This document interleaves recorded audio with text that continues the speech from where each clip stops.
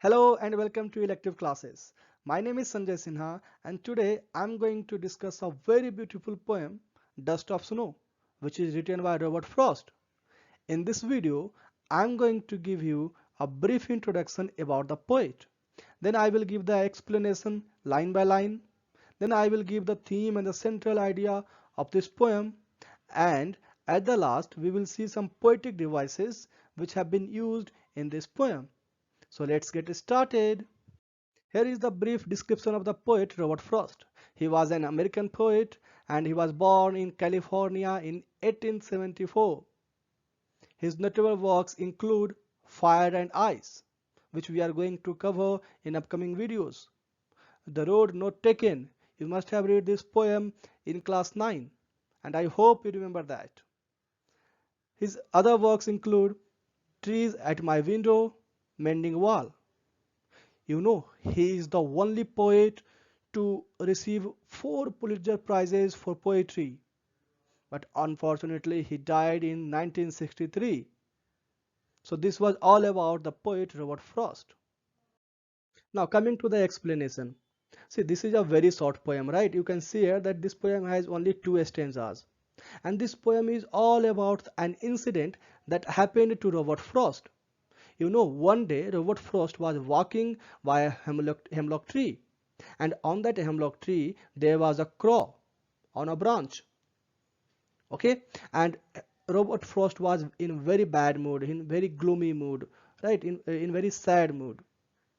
So what happens that when the crow moved, due to that the movement of the crow, some ice particles, some snow particles fell on the poet Robert Frost, and due to that the mood of the poet changed. And this poem is all about the change of the mood of the poet.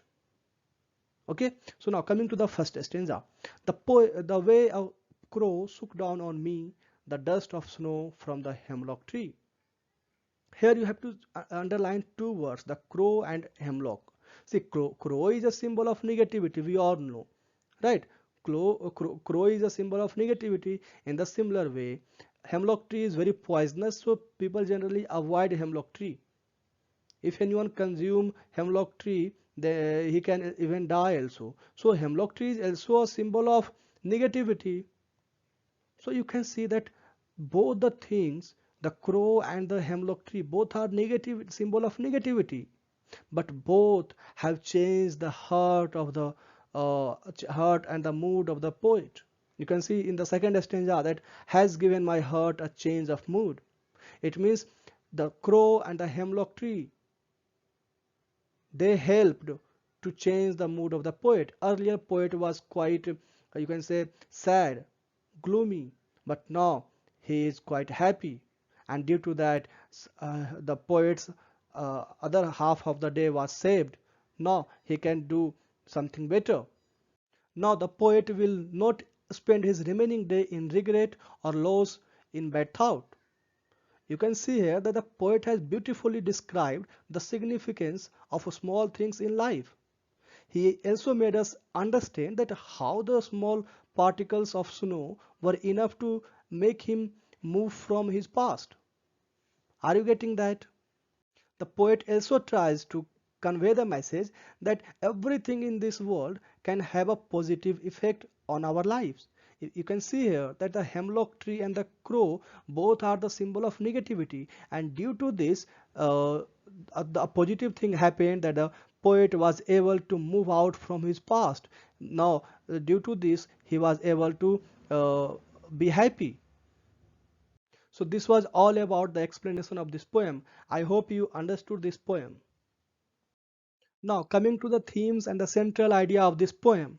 See, the poet had tried to convey the message that a small change can bring drastic change in one's life. You can see that earlier the poet was very in a very gloomy mood, was in very sad mood, but the small change. What was that small change? The small change was the movement of the crow and the falling down of ice, snow on the poet. That was a small change, and this small change has brought a significant change in the poet's life. Okay, now the second one is the healing power of the nature. It means the poet has tried to convey the message that the nature has the power to heal. You can see that it is the nature who has changed the mood of the poet. Earlier poet was in a very bad mood, but it was the nature means the tree and the crow that has changed the mind of the poet.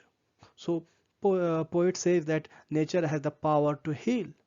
And one thing I want to add, that is, the poet also wants to give the message that there is nothing like auspicious and inauspicious. Everything can have a very positive impact in one's life.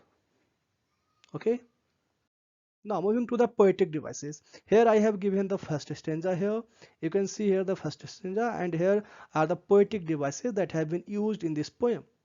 Okay, the first one is assonance. Assonance is the sound of vowel. Here you can see that O sound is used frequently. You can see here that "sook down on me," right? So O sound is repeated, so this is the assonance. Now, enjambment.